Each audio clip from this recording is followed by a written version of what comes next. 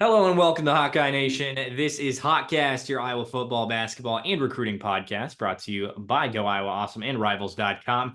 I'm your recruiting analyst and host, Eliot Clough, at Eliot Clough on Twitter, joined by Adam Jacoby, as well as Ross Binder, our publisher and managing editor for the site. Before we get started, make sure that wherever you are listening, you subscribe. You might be listening watching, but you might not be subscribed as well. Do that right now so you don't miss an episode going forward. Hit that like button, drop a comment if you are on YouTube as well. Let us know what you're thinking throughout the podcast, whatever the topic may be. Just drop it and hit us with it. We're happy to hear from you there on YouTube. And if you are listening, again, Apple Podcasts, Spotify, make sure you hit that subscribe button, leave a rate and review for us as well. We appreciate you doing just that. To start off the podcast, we have a message from our fearless leader, Adam Jacoby. Thank you, Eliot. So this is a conversation that helpfully has been more and more societally accepted than it was even a few years ago, even when I remember growing up. But it's still something that is affecting me, and I think is important to talk about publicly, even though in the interest of full honesty, I don't really want to, right? Like I'm not going to enjoy this. But it is also something that's a little bit bigger than me. And if having this conversation helps somebody who's listening, then it's worth it. So yeah, but guys, we had talked before we started to record, but right now my mental health is not doing too great.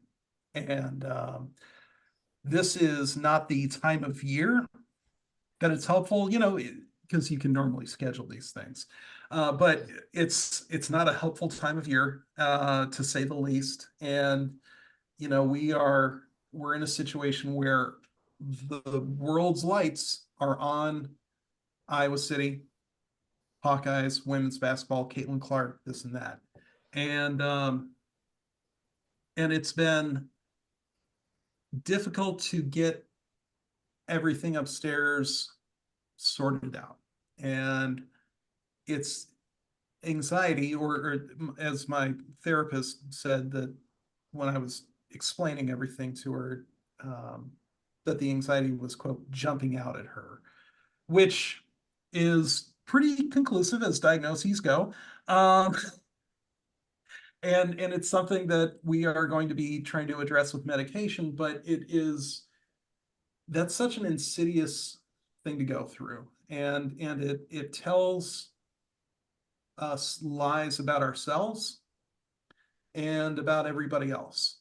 And it has affected, obviously, my productivity, how quickly I write, and even the way that I interact, or in often cases don't interact, with my fellow staff members and with my readers and people, even on social media or in person. Like, it affects the way that I have these conversations with people, and never for the better, right? It would be so great if people are like, oh man, I like Adam better when he's anxious. No, it's not. It's never that. It's never that. And it can really take you to some really dark places mentally, and places that I have only really heard about from other people until recently. And I had always said, well, those folks owe themselves a little bit of grace. But then and the way that this works, I would always turn around and say, but I don't, right? Like, everybody tried their best, but I didn't, right? Like, that is what it tells you about yourself and your self-worth, and your ability to uh, ameliorate the problems, um, to navigate all of this. It tells you that nobody wants you to. And I've been incredibly blessed, by Eliot and Ross's patience, with their professionalism, because mine has not been 100%. The fact that they're still here, the fact that they are still aligned with what we're trying to do is not something that I take for granted. And it's not, something that I want to, the way this situation is, I don't want it to continue in perpetuity like this. I don't want them to worry about why they haven't heard from me in the morning. I don't want them to worry about, am I going to be able to make it to, town A or game B, and if I do, is the story going to come, and is it going to come before I, go to sleep? Those guys deserve better than that. And our readers deserve better than that. And it's really no way to live. And this is sort of a tough thing for me to say out loud, because I don't really know if I believe it, but I know that you got to say these things. So it's, I deserve better than that too. Even though these are all problems that from an anxious mind are all self-inflicted, and I'm not going to try to what's the word I'm not going to try to justify the irrationality of all that goes into it, and I'm not trying to play it for sympathy either, because I think I've used this phrase with you guys multiple times, especially with you, Eliot, but like, nobody signs up to read excuses, right? Nobody subscribes for reasons why they're not getting what they paid for. So I don't try to belabor it, and I don't try to make it the main focus of anything, but that is also only so helpful. And it's a great way to let things fester and become worse. And trying not to do that right here. So, I've talked with these guys, and the details of how we're going to address this, some things are going to remain more private than others, but it is something that involves professionals, and it is something that involves medication. And I don't want folks who might be struggling and themselves and listening to this. I just want to be clear that, if medication is the difference between having a better life and not, then whatever hangups we might have about that, those hangups aren't doing us much good either. And the way that, if you're struggling too, the way that our lives are going is not sustainable either. So it's let's get over it. Let's do what we got to do for ourselves. And I already take some medication for my ADHD. I might as well be public about that too. So it's not anything that it's not a Rubicon for me per se, but it's also something that it's more simple than easy to come to terms with. So yeah, especially for those readers who have sort of wondered why there hasn't been more coming out of me, or if someone just needs to hear this, because I have no idea whether someone does or not.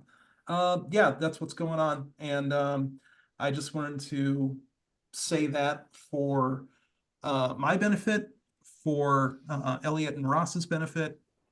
And if there's anybody else out there that did need to hear that, great. And if you didn't need to hear it, we'll put a timestamp for you to skip ahead. I don't know.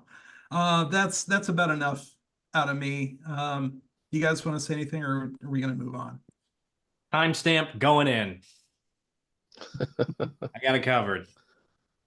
I'm just gonna reiterate part of what I said when we were talking before the mics were on, is that we are all on the same team, and we are gonna collectively figure things out and continue to improve the product at iowa.rivals.com, and keep pushing forward, and keep working together and making the content better for each and every person that subscribes and reads our stuff, listens to the podcast. And we're happy to do it with some of the best folks in the Rivals Network and the recruiting and the recruiting landscape. So I'm excited for what the future holds. Excited for postseason basketball and moving into more recruiting season as things go forward. Yeah, absolutely. And I just, I'm happy that I'm proud that Adam was, you're able to talk about this and, address it. And like you said, if it helps somebody else, that's wonderful. But we're have your back. We support you fully, and we just want you to be better, and that's going to make all of us better too. So we are fully in support. So appreciated, guys. Absolutely. So you ready to talk some sports, fellas? Some Hawkeyes? Let's do it. All right.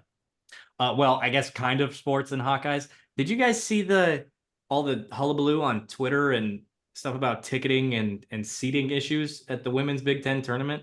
I've seen a little bit of it. I had one of our subscribers they posted a photo and tweeted about it a little bit. I'm gonna share this and we can talk a little bit more about what the other stuff on Twitter is. But had a subscriber post on our board today, and I asked him if he wouldn't mind if I'd share his message on Twitter. It said, "I'm shocked at how empty the arena has been during these first few games. More Iowa fans attending the other games than anything else." And it's pretty empty in the Target Center. He ended up posting a photo that I shared there as well. He advocated getting a "Let's Go Hawks" chant started during a game that had absolutely nothing to do with Iowa. I wasn't going to tweet that, but maybe the folks on the premium board can share it up there in Minneapolis. But pretty empty. Have you guys seen the stuff on Twitter about people being really upset with the general admission and reserved seating and stuff like that? I haven't seen too much about that. It doesn't surprise me that the Big Ten's not exactly known for making the best decisions regarding ticketing. So not shocked that they would have found a way to make this a little harder than it needed to be, maybe. Yeah, my understanding of it from what I've seen on Twitter is essentially that the tournament was sold out so quickly. Thank you, Iowa fans. And so with what we're going to be reserved seats for Iowa fans that, we're not going to be showing up Wednesdays and Thursdays, that the Big Ten didn't really know what to do about those empty seats. And my guess is, and this is speculation on my part, but my guess is what had happened was they had been the seats had essentially been sold for the entire weekend for the same seat, despite the fact that and this is kind of sort of why they do general admission at women's basketball at more places than not, which is when one fan base dominates this so completely in terms of ticket sales, when the Iowa fans aren't there yet, and there's 2 days before Iowa fans have to even show up, before the team even plays there, that those seats are just going to sit there. And I don't really know what the fix is other than GA for the first 2 days. I don't think that's a bad idea by any stretch. But ultimately, what it ends up doing, the effect is empty seats everywhere because the Iowa fans aren't there. And why would they be? And this being obviously the first time they had ever sold out the Big Ten women's tournament, and they probably don't even sell out the men's that often either, if we're being honest about it. They don't really have a protocol for what happens when one team's fans buy 80 or 90% of the tickets, but buy them like not just like 80 to 90% of what was sold, but 80 to 90% of the stadium. And then they don't have to show up for the first 2 days. Like, what's your protocol for that? And I don't think the Big Ten has ever had to answer that question before. Nebraska fans are going to be upset to hear us call it the Caitlin Clark effect, but everything that mentions the state of Iowa upsets them. So, sorry, guys, that it is a like exhibit number 3,853 of why Caitlin Clark is a one of one, because she has forced the Big Ten tournament into being like, this is a really ugly looking sellout, guys. And it'll look better by Friday. And from there on out, presuming Iowa wins these games, of course, presuming Iowa makes it to Sunday. But if the Hawkeyes do, if there are 3 games of Caitlin Clark still waiting to be played at the Target Center, they're going to be packed for all of them. And people aren't really going to remember the fact that Minnesota Northwestern was mostly empty by that point. No one's going to care. So I mean, these games, these early Wednesday, Thursday games they're always pretty empty at the Big Ten tournament. Like, no one's coming in big numbers to see the 13th best team in the Big Ten play basketball. The team sucks. Yeah, they're not good. They're not good. They'll be the first to tell you too. Yeah, Minnesota's, technically the host team. Like, their fans are literally, they live right here in Minnesota, in Minneapolis. But unfortunately, that team has really really struggled after taking some injuries late in the season. But yeah, it doesn't look great. It's not a big deal. No one's going to remember it by the weekend when, there are literally tens of, 18,000 Iowa fans in the Target Center making it Carver North. Like, that's all people are going to remember. So I will say, at the very least, and this is not something that I think tournament organizers should have been able to predict, because how do you, like, there's no Caitlin Clark playbook really at this point. But it does really seem like, at the very least, the first 2 days ought to be general admission, regardless of what seats are on these tickets when they're sold. And really, like, I'm not really sure tickets should be in the same spot for more than 1 day either, So if that even is the case, and I'm not intimately familiar with the ticketing process, but yeah, like, ultimately what we're talking about here is, like you said, Ross, it's not going to matter once Caitlin shows up. No one's going to look at how this tournament shakes out. Like, no one's going to look at the sellouts that Caitlin is going to, like, no one's going to look at that madhouse that the Target Center is about to turn into and say, yeah, well, what about what the seats were looking like for the Penn State game? Yeah, okay. Like, that's Penn State's problem, on some level. If you don't want Iowa fans buying all these seats, I don't know, maybe the other 13 fan bases can try it. Maybe. I don't know. So yep. I think obviously that's kind of the main thing. That's the main issue, is all these really bad teams have a bunch of fair weather fans. Just kidding. But aren't we all? So what I saw online was, part of the issue is the fact that all the tickets were sold in like a all sessions sort of way, and that was cheaper than buying like individual games. Either that, or you couldn't buy individual games, or something weird. Ross? I don't remember what it was like for individual games, but I know they were selling like a $75 all session pass, which is a frankly insane deal. I mean, you're getting into, I don't know how many games that is, but it's a lot. And even if you don't care about any other game, if you're an Iowa fan, you can get to see potentially 3 Caitlin Clark games for a total of $75. Like, that's ridiculous. I mean, you save so much money that you can then go spend on, Miller Lite. Like, come on now. Like, that's just an unbelievable Coors Light. Sorry.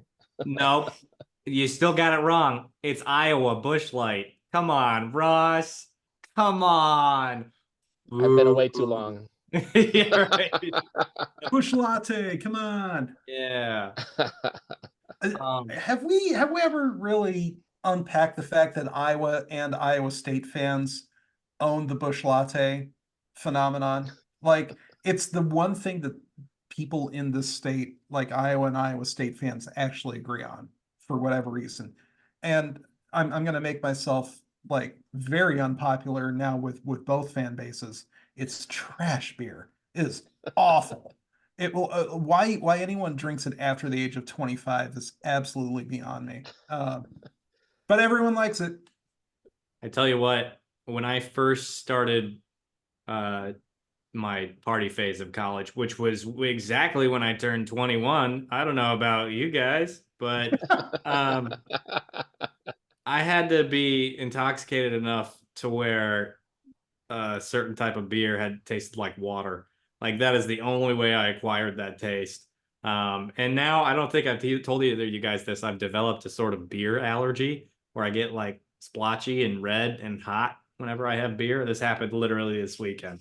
So I can't even advocate for Busch Light here on this anti-Busch Light podcast. So, not that I necessarily would advocate for it unless you are 21, obviously. But anyway, ticketing issues, beer issues aside, women kick things So off. basically, we have no shot of getting a Busch. We have no shot of getting a Busch Light sponsorship now. So good job, us. Yes. And it all started with you, Ross. By the way, we All are I'm saying. open for advertising. Yeah, yes, exactly. We will not talk negatively as we just did about your product. Although, what is it? All publicity is good publicity. You're welcome, Anheuser-Busch.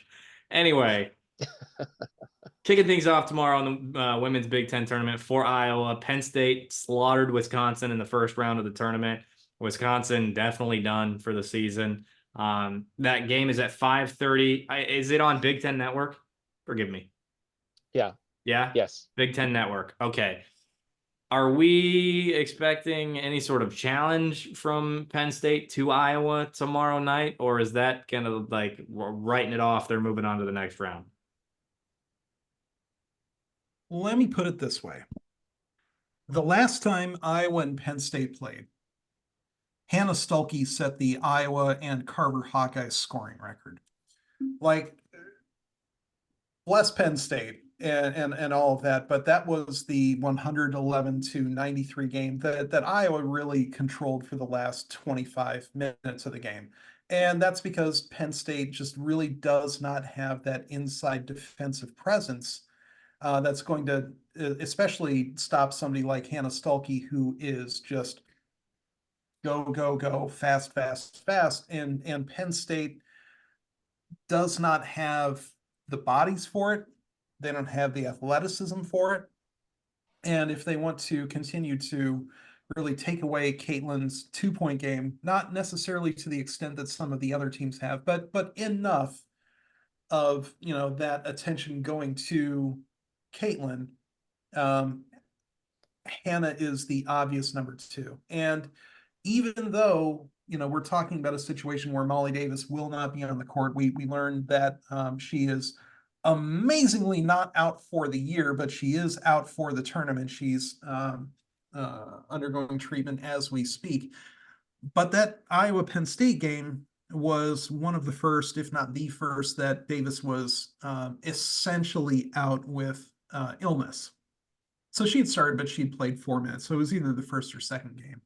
And so Iowa already knows how to attack Penn State without Davis on the court. So that injury situation is not necessarily the problem that it might look like, you know, in a NCAA tournament setting or an Elite Eight Sweet 16 setting. So in terms of a concern level, I would not put this game very high. We just haven't seen that level of play from Penn State against basically anybody this year. You know, they're a good team, but if you look at their best win, Kansas, Nebraska, you know, they did beat Nebraska, but like that's where we're going here. Like they you know, no wins against Indiana, no wins against Ohio State, no wins against Iowa, and those are really the big 3 to hang your hat on. And we just haven't seen Penn State not only beat these teams, but really come all that close. The one exception is taking USC to 71-70. I think that ended up being at like a buzzer beater or something close to that effect. Like I think USC won that one on the last possession. So there is a little bit of danger with Penn State, but we know that Iowa can match up with them very, very well. So I am not particularly concerned about this as long as disaster doesn't strike for the Hawkeyes. Ross, anything that you've seen from this that would lead you to believe that I'm wrong? No, I don't think so at all. I think, the main thing you'd worry about in a game like this is, is it just one of those weird nights where like Penn State, all their shots are falling and Iowa like, just can't hit anything.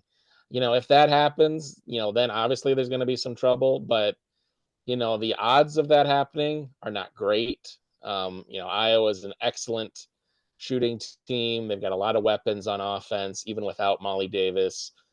There's a lot of ways to mitigate, even if their shots outside aren't falling, like you said, Penn State is not designed or as a roster constructed to really be effective, with their interior defense. We saw that with Hannah Stolke just lighting them up earlier this season. And, Hannah Stolke's great. Iowa has other players that can do damage down low as well and drive the paint. So, I think there are ways for Iowa to score in this game, even if their threes aren't falling, for some reason. And it's a game where, I think it could be one of those games where it's close for a quarter and a half or so, or, Iowa kind of gets their sea legs under them as they will, kind of get used to the rims and everything and the shooting lines and target center. Although it is nice they were there last year, so that might give them some comfort, I would think, and some familiarity. But yeah, this is not a game that I think Iowa fans should lose a whole lot of sleep over. It's it's the next game. Anything can happen, but this looks like a pretty solid matchup for the Hawkeyes.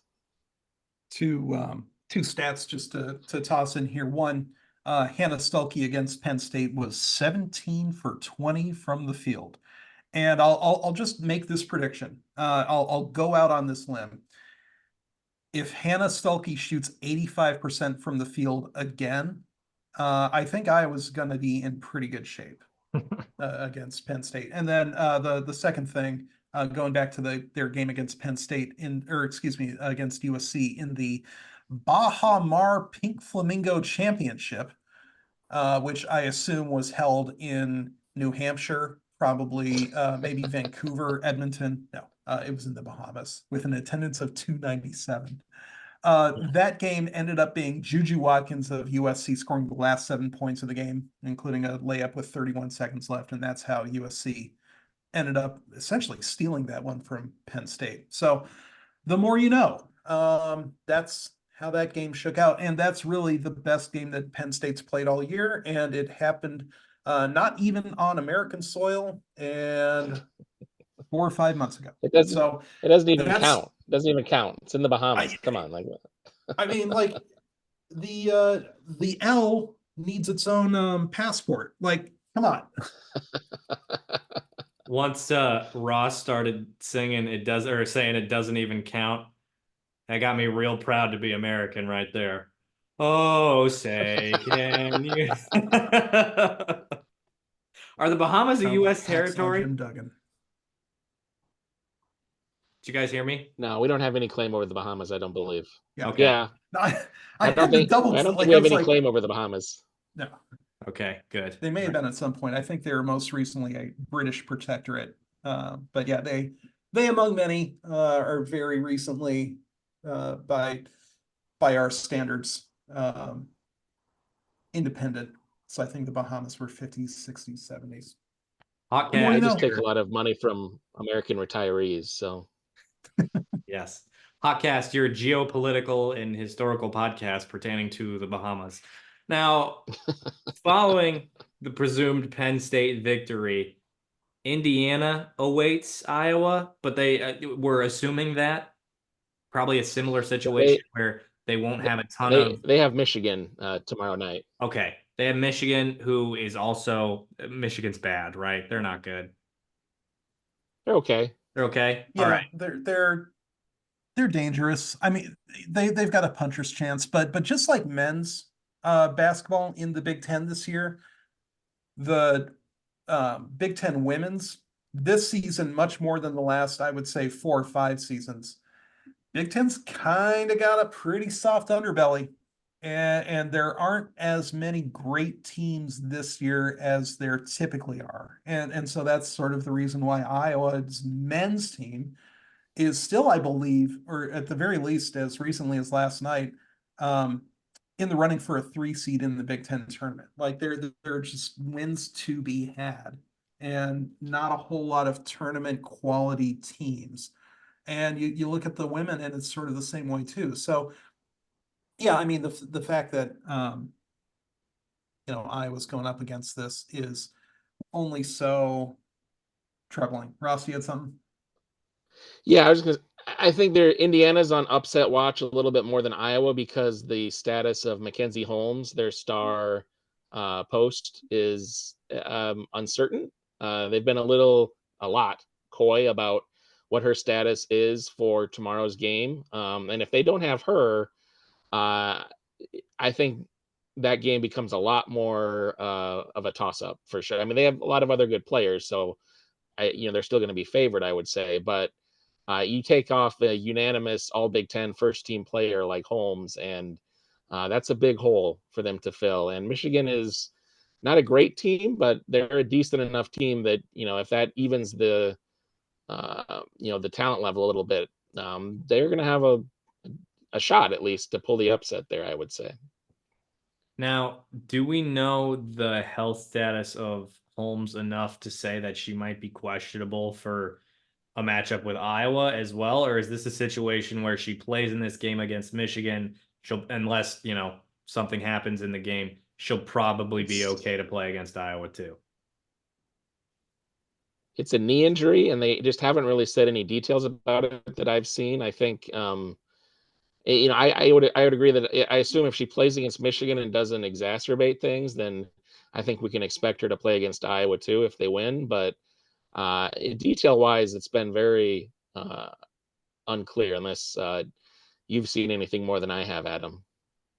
No, in fact, I was just double checking recently, and we really haven't seen a whole lot of details coming out of Indiana since the injury happened back on Sunday. And we do have to remember that we're talking about a knee injury that's less than a week old at this point. So especially when you look at the fact that Indiana is pretty clearly and with a lot of distance both ways, the third best team in the Big Ten. They might look at this and say, there isn't a whole lot of room to move up in conference stature. We're not going to move down. Like, nobody's going to confuse Nebraska for a better team than the Hoosiers. They're just not. So they may look at the situation and say, if there's any uncertainty as to whether Mackenzie Holmes's knee is going to be stable enough to get back out on the court, is it going to be worth that risk for the Big Ten? And the answer, I would guess, if there's any uncertainty, should probably be no. Just because, I mean, yeah, you do want to take a run at that Big Ten tournament. Like, everyone wants to hoist a banner, obviously, but you do have to think about what the larger goal is for the Hoosiers. And I would say, especially with the timeline of Holmes's injury where it stands right now, they probably have a better shot at the national championship within a slightly healthier Mackenzie Holmes than they do at the Big Ten championship this weekend. Sort of an interesting place to be in, but when you're in the same conference as Ohio State and Iowa this year, the fact that they're probably only going to see one of those teams in a potential Final Four run, at most one of those teams, I would say it's a legitimate shot that Indiana's probably got a better shot at the Natty.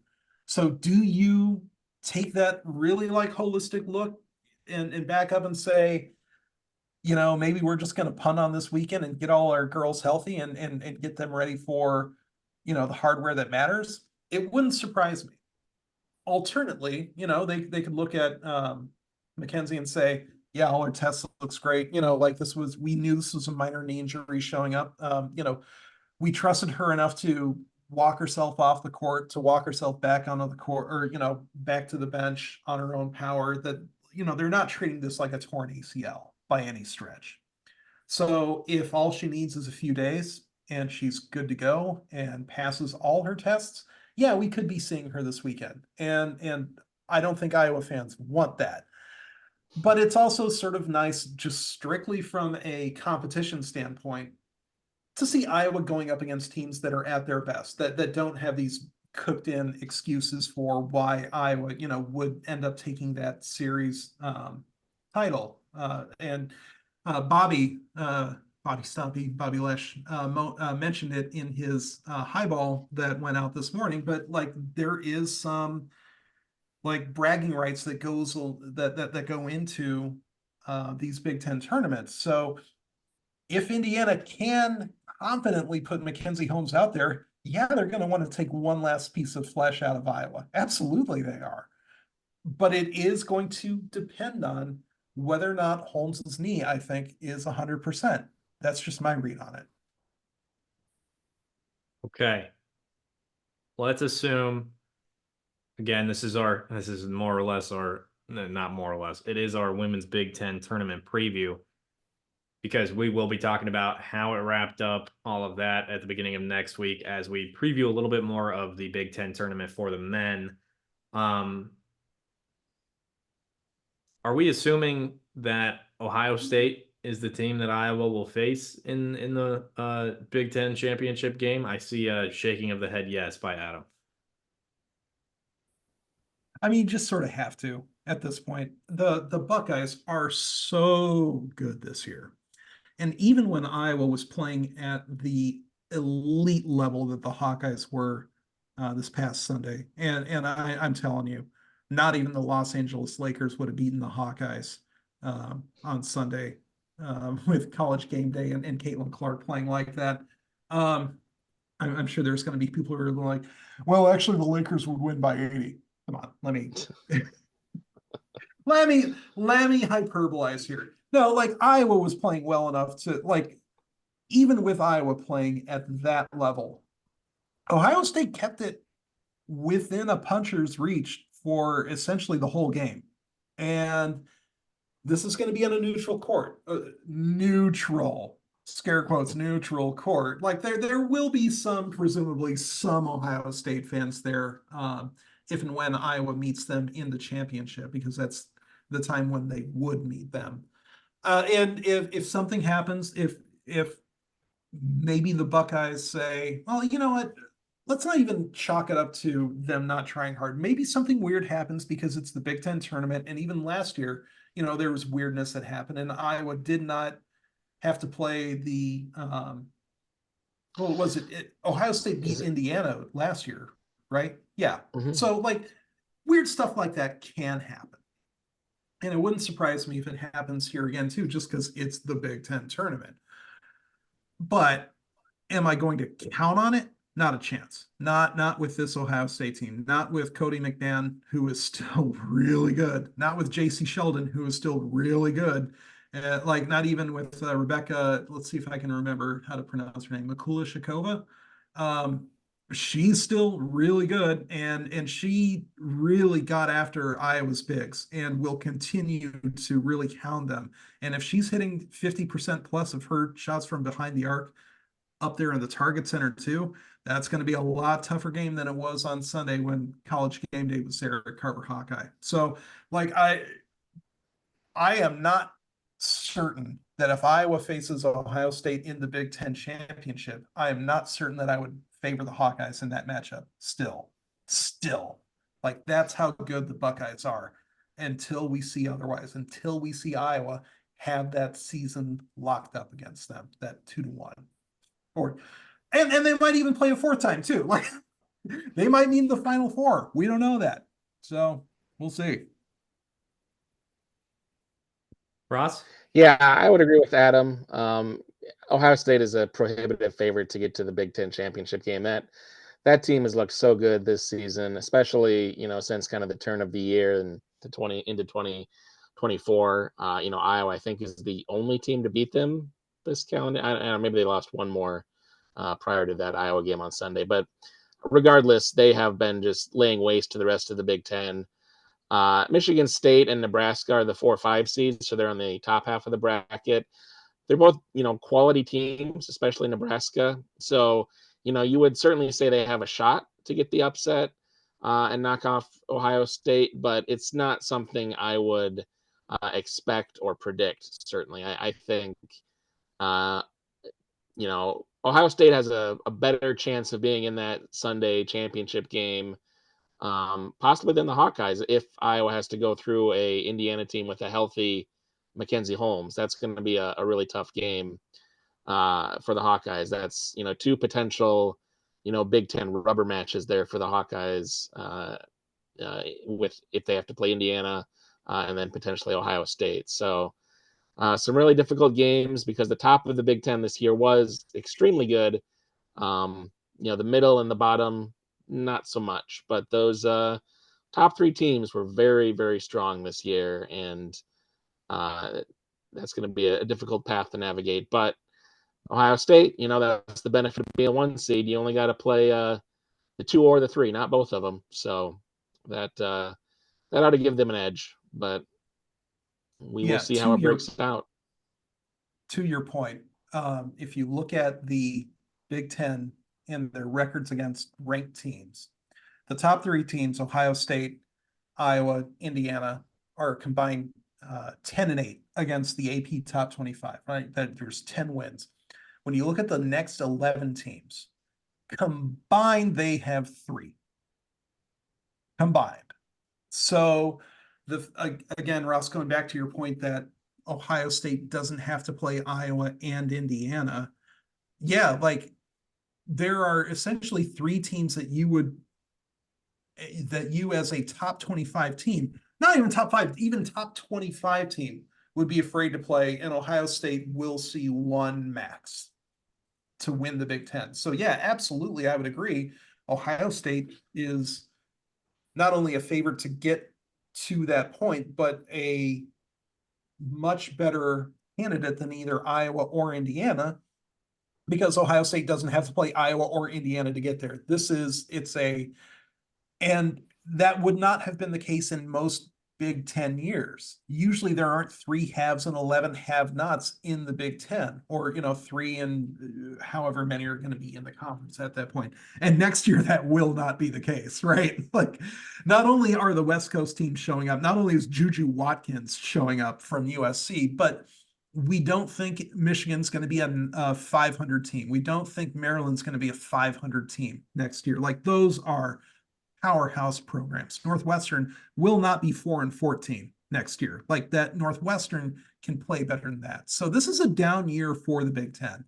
And it's a bummer that it's Ohio State and not Iowa that gets to sort of reap the benefits when it comes to conference standing and seeding and all that. But also, at this point, Iowa doesn't really need the easy road to the Big Ten championship as much as it needs opportunities for big wins. So in a perverse way, the fact that Indiana and Ohio State can still be on Iowa's path to a Big Ten championship might end up being better for the Hawkeyes, because that's probably the only way that they work their way back into that 1 seed for the big dance. And that, as much as anything, seems like it should be the Hawkeyes' ultimate goal for the Big Ten tournament, as much as, winning a conference tournament and being able to hoist that and having their 15th, 16th confetti and streamer day of the season. Like, they've had a lot of those too. But like, why not 1 more? Why not make Kinnick North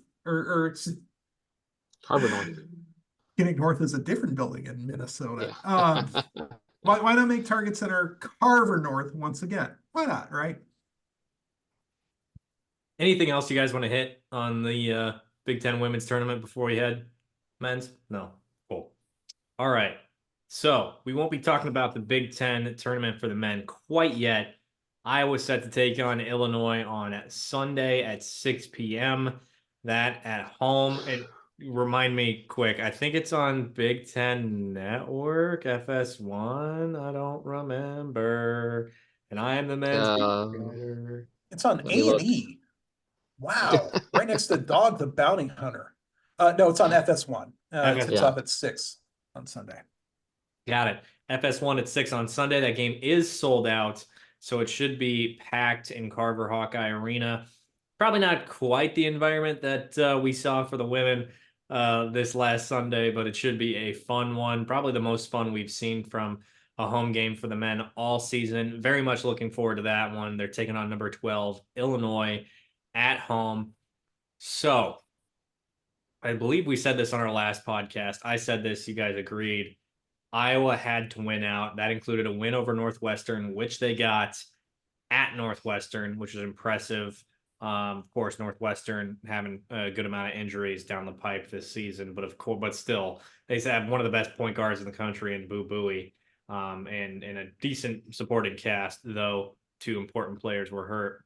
So, with all of that said, still probably have to beat. They definitely have to beat Illinois to probably get in to the NCAA tournament on Sunday prior to the Big Ten tournament. Of course, they can possibly help their case a little bit in the Big Ten tournament, but you really got to win that game against Illinois. So, with all of that said, go ahead, Ross. I was just saying, I really think that game against Illinois matters a lot more for NCAA, the bubble, than it does Big Ten tournament seeding. I think if they lose that game, they're looking at a 7, it looks like. If they win that game, it looked like the most likely seed would be a 6, barring some upsets, to some other teams. Not a lot of difference between 6 and 7.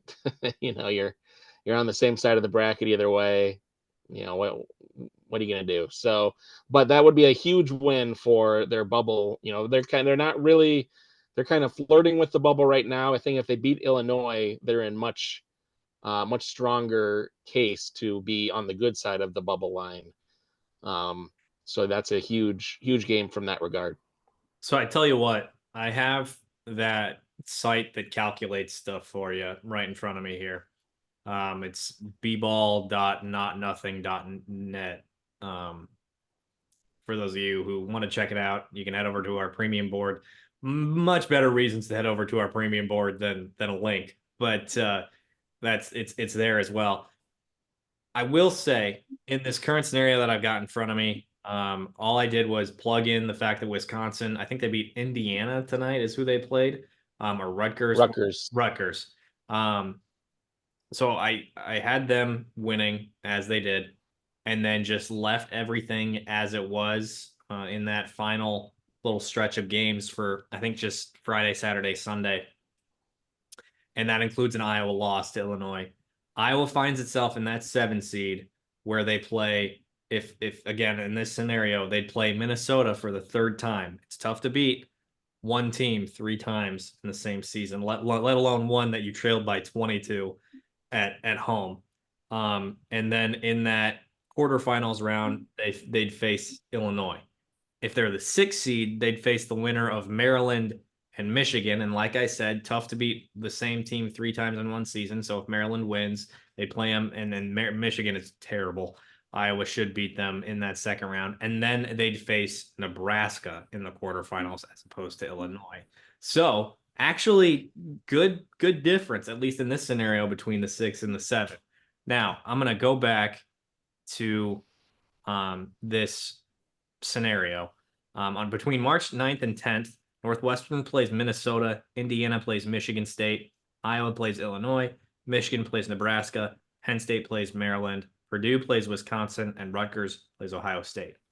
Now, this is based on weighted predictions on who wins. What I'm going to do here is I'm going to flip from Illinois to Iowa and say that the Hawkeyes win. Other than that, I'm not going to change a thing. Calculate seeds. They move to that 6th spot. And it's the exact same scenario that I mentioned, whereas Michigan State is the 7th seed as opposed to Iowa being the 7th seed. Now, there's a couple games there that can go either way between Penn State and Maryland. It's at Penn State, so I give the edge to Penn State. So that one's flipped. And then Rutgers versus Ohio State. That one's at Rutgers. Ohio State isn't very good, though they've gone on a bit of a run here with this new assistant coach as their head man. So I will flip it to Rutgers here. Other than that, pretty sure Michigan State's going to beat Indiana at Indiana. Pretty sure Nebraska is going to beat Michigan at Michigan. And pretty sure Northwestern is going to beat Minnesota at home. So we'll calculate this as Northwestern, Iowa, Penn State, Purdue, and Rutgers winning against Wisconsin. Again, Purdue winning against Wisconsin. That's another one that's more or less a given. Okay, calculating seeds. And this has Iowa once again in the 6th seed, playing Nebraska as the 3 seed. So like you mentioned, Ross, a lot of things have to go right for them to be higher than that 6 or 7 seed. The projection currently is, I believe, Iowa has a 52% chance to land at the 7 seed, which again, not exactly ideal, but that is the top possibility of all the possibilities between 3 and 7 is that they end up in that 7 seed. Of course, Big Ten has been super volatile, especially the middle of the Big Ten has been super volatile. So if you're Iowa, you hope for something that's not the 7 seed, and it's certainly a possibility, but the likelihood is that it'll be a 7 seed, and we will adjust accordingly, depending on how things go. So I looked at, I do think for Iowa to get into that double bye territory, they basically need, I think, Northwestern and Michigan State to both lose, it looks like, which not super likely probably, with Northwestern playing Minnesota and Michigan State playing Indiana, probably not super likely. I also wonder, is that even beneficial for Iowa? Like, do they need to get that one more win in, a round 1 or round 2, I guess, technically, because you've got the early games on Wednesday, but that Thursday game, do they need that win, to add to their resume? And then, if they go on the double bye and they, go 0-1 in the Big Ten, like that's not helping anything. So, they probably it seems like they need one win in the Big Ten tournament either way, probably. So I guess it doesn't matter a ton. But Adam, you got something to say there, it looks like. Yeah, and I think we sort of touched on this in episodes prior, but what sort of struck me is that the selection committee really does not give teams a whole lot of credit for those early round wins if they're not going to be against like top opponents. So as much as it sort of seems like it stands to reason that Iowa beating, if Iowa ends up in the 6th seed, and I think they would get like Michigan versus Maryland in round 1. I don't think that would, getting that win would boost Iowa's resume to the point that it would be worth the risk of a loss. And really, ultimately, what Iowa's trying to do is go as long as possible without losing, because that loss is essentially like cutting off where their resume is going to be.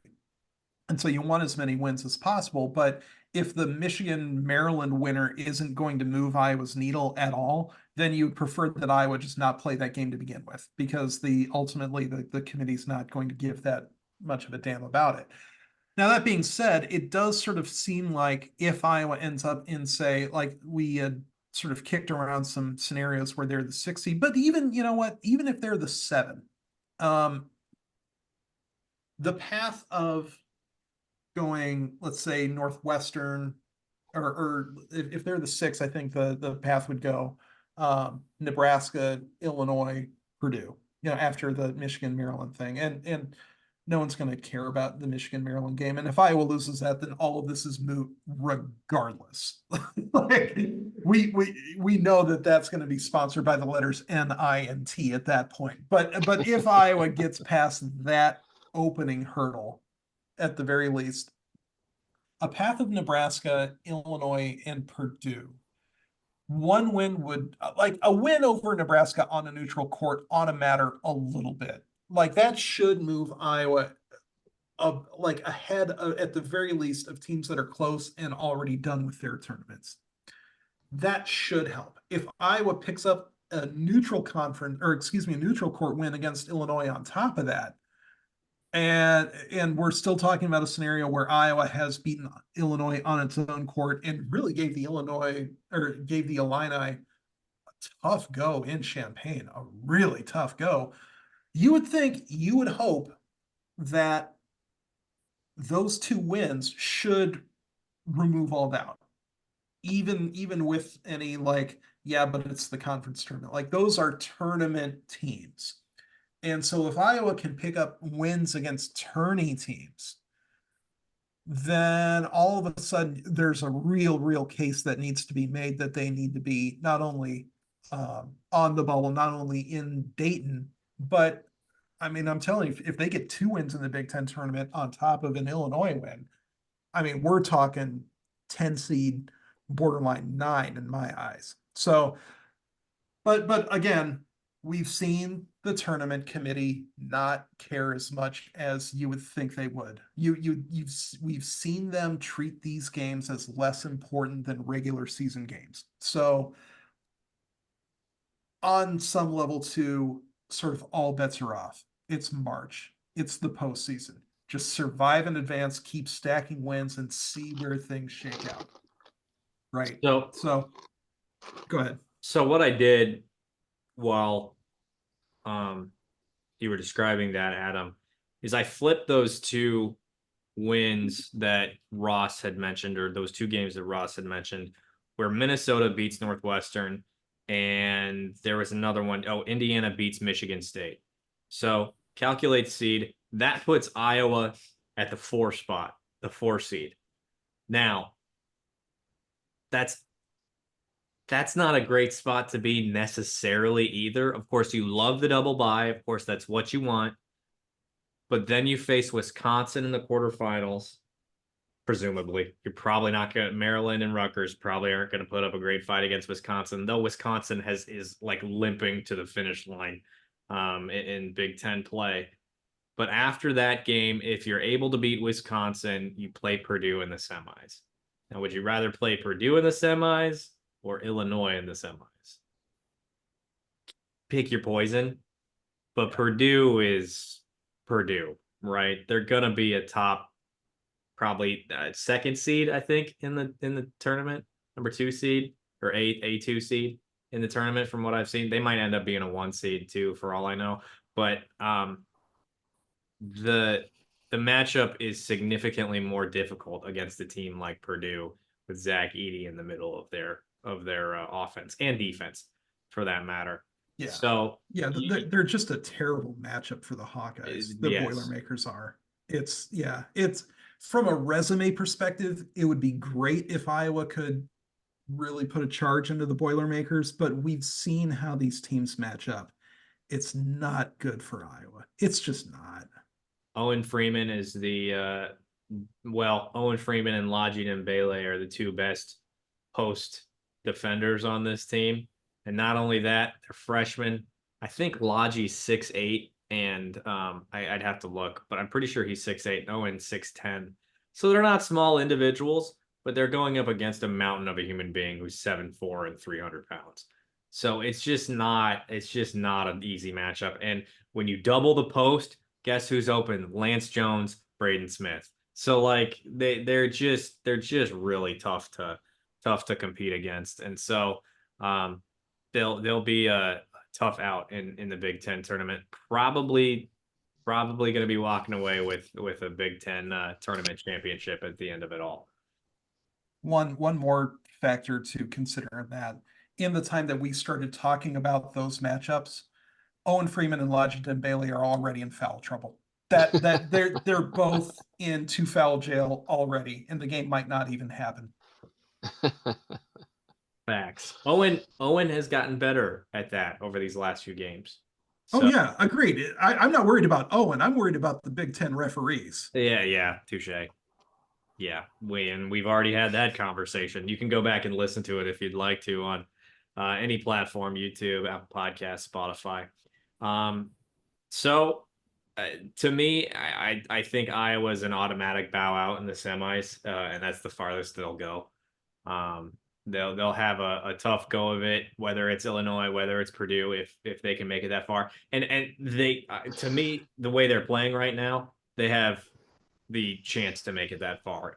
So much of it is about that seeding. So much of it is about where they end up and when they play. So I'm booking, lucky for me and for all the other media, the lowest they'll be is the 7th seed. So we don't have to book for the night of the 13th so we can be ready for the game at 11 a.m. That's a lot of days and a lot of movement, and oh goodness. And I'm coming off the Iowa High School State Basketball Tournament. I'm heading home tomorrow, so lots of things going on right now. Of course, you can follow along with all of it at iowa.rivals.com and get premium content, which we'll be having plenty as things go along in recruiting and basketball and information that we've got there. But as we wrap up here, talking a little bit about previewing how things are going to shake out in the Big Ten tournament for the men. Did you guys have anything else you wanted to add? No? Okay. Yeah. So one thing I do want to ask you guys is about that email that you sent me, Adam, regarding choosing awards for the Big Ten. We're not going to go through the whole thing, but I have all Big Ten selections coming up with the Purdue site.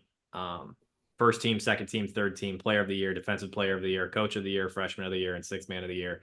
I'll just ask you guys a couple softballs to start. Player of the year, freshman of the year. We can all agree it's Zach Edey and Owen Freeman, right? Oh yeah. Yeah. Okay. Easy one.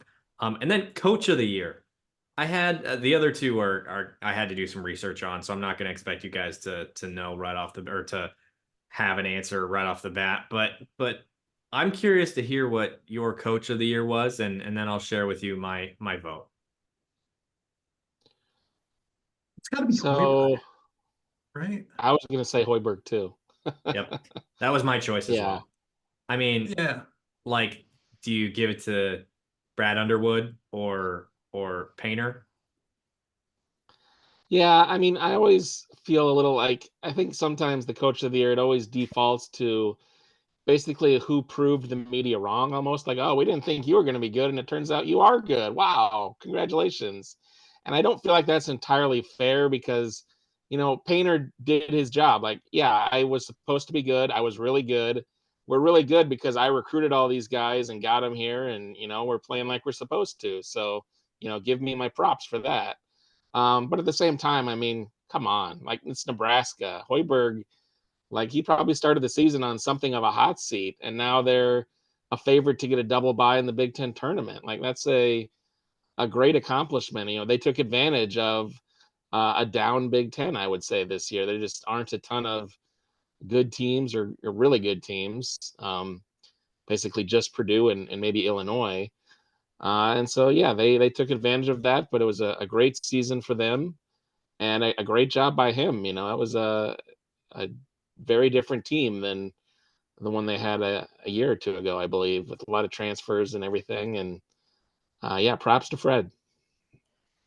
Right there with Yeah, this is Fred's first season over 500 in Lincoln. Not over 500 in the Big Ten. Over 500 for the season. Those guys were 16-16 last year. And when you look at them on paper, they were better this year, right? Like we knew that Nebraska was probably, going to finish above 500 this year. But Tominaga has been playing out of his mind.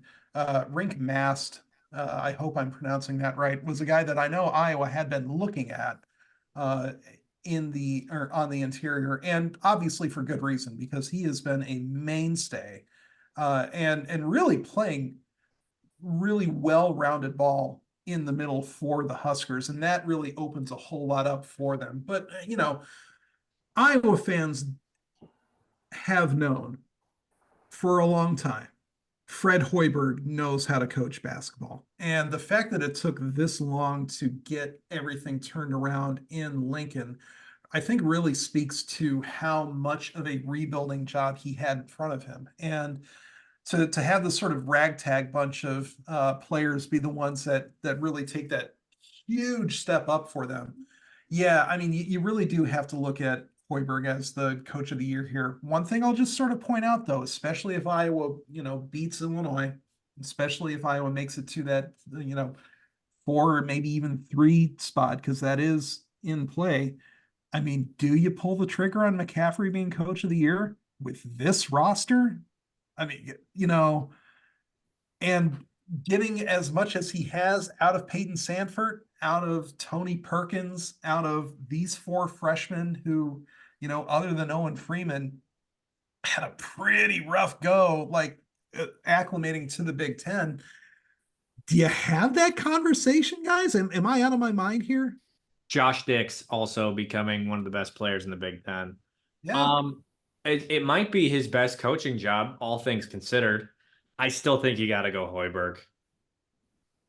Yeah, Iowa has to be a tournament team to really have that conversation, but it's plausible. Like that path is still open. So I would say Hoiberg is by far my favorite, but I think Fran's a sneaky number 2 in this race and is not out of it yet. Yet. So let's wrap things up talking a little football here on this March 7th. Got a commit yesterday out of Wisconsin. And before we hit that, actually, dropped two pretty strong nuggets on the premium board at iowa.rivals.com pertaining to the 2025 recruiting class, both in-state recruits. One of them with the initials NB, if you will. The other, a top 10 recruit in the state and a very highly sought after receiver in central Iowa. I will let you do that sort of research yourself. If you want to see it for yourself and not do that research, head over to the thing, iowa.rivals.com/subscribe. You know what to do. Join us there. All the premium content, particularly recruiting, but also men's basketball and football as well. We got insider information there for you, and some really good stuff on a couple of recruits that have been hard to track down, and got a couple scoops there for you to check out. Please do that. We would love to have you on the premium board and joining us on our premium content. Don't miss out on the opportunity. Those commitments are going to be coming sooner rather than later in the 25 class, so you don't want to miss this chance to get some inside information on these guys. So speaking of those sooner rather than later commitments, Iowa adds second tight end in the 2025 class, three-star tight end from River Falls, Wisconsin, Eli Johnson. He signed, or didn't sign. He has not signed yet, I promise. Committed yesterday out of nowhere. This one has been a very under the radar. Eli and his family have kept things super tight to the vest. And even post commitment, he hasn't been one to be super interactive with the media to date. So I was working out, and then once I finished working out, I checked Twitter, and it was like, oh crap, now I got to write a story. So if that tells you anything, did not have a future cast in on him. It was very out of the blue. But anyway, Eli commits second tight end. He's more of a project as opposed to Thomas Meyer, though Thomas Meyer obviously has a lot of work to do to get up to the size that he needs to be. But he's a 5.5 3-star. Thomas, by the way, debuted in the Rivals 250 this last week, or I think it was last week. So he's a top 250 recruit in the country. Can't say the same for Eli Johnson. He's a little bit more raw, doesn't have the stats that Thomas Meyer has put up to this point in his career, and only 18 total catches between his sophomore and junior seasons, and 1 came in his sophomore year. But raw talent that can definitely be developed, and it's a good addition. He had offers from all over the Midwest, Michigan State, Minnesota, I think Missouri, I believe Kansas was in on him, Iowa State as well. And a lot of schools that wanted him bad. With those types of offers all across the Midwest, it's kind of surprising he's only a 5.5 3-star, but a good get for the class. And 2 guys that could be fun in the 25 25 class. Of course, you got Gavin Hoffman and Michael Burt ahead of them in 24. Some really talented players that they've offered in 26 at the tight end position too. So Eli Johnson adding to potentially the lineage of great tight ends to come to Iowa. So let me ask you this. He, like you said, his stats have not really caught up to the potential quite yet, but you said he's got a ton of offers. Is it just sort of a Michael Burt situation where he's camping, he's putting up great measurables, and coaches are like, we see a big future here? Or where did the interest really come from? Do we know? So if it was camping, the offers probably would have come during the season. He visited Iowa during the season. This is a scenario where he finally could put some stuff on tape. At least from what I can tell. 17 catches, I think, for little maybe between like 250. I'd have to look, but like 250 yards and 6 touchdowns, I think. His catches came at that X receiver spot and that slot receiver spot, so he did it in multiple positions, receiver positions. Didn't really make any catches out of that inline tight end position, but according to his coach, they were running the ball about 70% of the time this last year as a junior. So he was down inline blocking quite a bit. And so no, Adam, it just came down to him actually getting opportunities to catch the ball, and open things up a little bit and putting things on film. And River Falls is actually the same conference as Menominee, Wisconsin, which is where Nate Stanley is from. So Iowa had some connections up there and probably heard through the grapevine, got a look at his tape, had him come down for a visit, and it was like, that guy is 6'6", 230, and you can split him out as an X, and he blocks 70% of the time. Give him an offer. Pretty straightforward. Of course, they had some other offers out there for some high-profile tight ends in the 25 class. Luca Gilbert to name one, but when you get a spot filled, you get a spot filled. That's how Iowa operates. Most if not all offers are committable. And Eli Johnson's was committable, and he chose the Hawkeyes, and they're happy about it. I don't know. You can see a couple tweets out there from a few members of the staff that pertain to the situation. So, I mean, he really seems to fit the mold of an Iowa tight end. I mean, the small school background, the blocking especially. I mean, I'm sure as soon as Ferentz and the rest of the coaches saw that, like, is like just probably just offer him now. It's like, wow, we don't even have to teach him as much blocking as these other guys. So that's great. And yeah, I mean, like the touchdowns kind of stands out to me. Like a third of his catches went for touchdowns. Like, not bad. he's either he's got a nose for the end zone, or he's good around the red zone. So those are definitely very positive attributes in a tight end. So I think those are his numbers. I'm going to pull them up right now. yeah, no, you had him in your article. It was 17 catches, 214 yards, and 6 touchdowns. So over 8 games. He didn't even play all their yeah. games. They went 6-4 this year, and he only played in 8 games. But yeah, you mentioned him being sort of a quintessential Iowa tight end recruit. He's a project. And in these last 2 classes, Iowa has gotten one really sort of crisp, high-level tight end. I don't know how we don't have Gavin Hoffman as a 4-star. I mean, just his pass catching ability alone was really impressive to me. I think he's going to be a good one. In my opinion, he should have been a 4-star. I didn't feel like I had the leverage to put that forth to our national guys quite yet. So I didn't, just being in the first year on covering recruiting. But and then of course Michael Burt, and then you flip to 2025 and you got Thomas Meyer, who is a 4-star, top 250 recruit in the country, and then another project in Eli Johnson. But and when you say project, it makes you think raw. It makes you think a guy who has to put in a ton of work, which is both true for Eli Johnson, but you can see the potential right now. You can see how things can turn out for him in the future. I believe somebody on our premium board said that he's the son of an 80s basketball player from Creighton. I wasn't aware of that, but he can drop, step, dunk. I mean, so the explosiveness is there.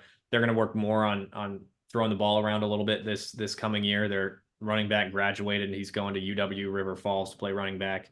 So they're probably going to go to him a little bit more, and they'll probably mix things up a little bit in terms of the route tree. You look at the huddle for him, and it's very simple. It's a go route, it's a hitch route, and I think he caught one post route. But not a huge sample size, but just 17 catches. So you can see him playing a lot of that X position. And so it's encouraging to see that you can split that guy out wide, but you can also put him in line block. If only there was Yeah, some reason to believe that basketball skills could translate to tight end. If only there was some proof of concept. But unfortunately, there's not. There's no way to know. No. It's never been done before. Who No, knows? never.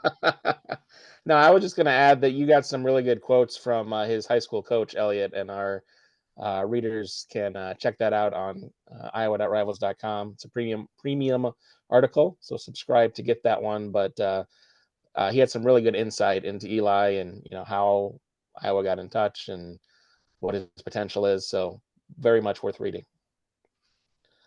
All right, gentlemen. It is midnight on the dot. I need to go to sleep. Being at the state tournament, I have been awake for too long, and I am ready to produce this podcast and get the hell out of here.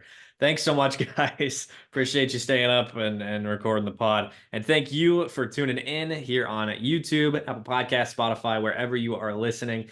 And make sure while you are here listening, you hit that subscribe button so you never miss an episode of Hawkcast.